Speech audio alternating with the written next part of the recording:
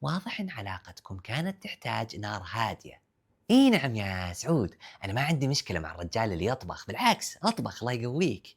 أنا مشكلتي مع اللي من يوم عرف الفرق بين الزبدة والزيت صار كل مجلس عنده حلقة ماستر شيف. تسولف عن السفر يقول لك طيب جربت المطعم الفلاني؟ تتكلم عن الاقتصاد يقول حتى سعر الزعفران ارتفع. تقول فلان تزوج يقول ما يسأل من أخذ، يقول العشاء كان بوفيه ولا ست منيو. واحد يشرح له مشاكل الزوجية يقاطع ويقول واضح إن علاقتكم كانت تحتاج نار هادية.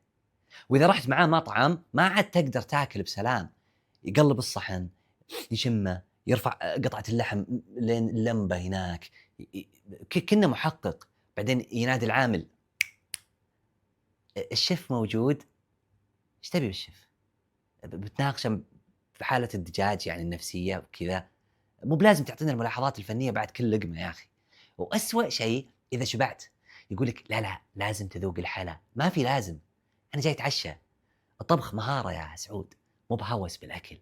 وإذا كل موضوع عندك ينتهي بالأكل أنت ما عندك سوالف، أنت عندك منيو.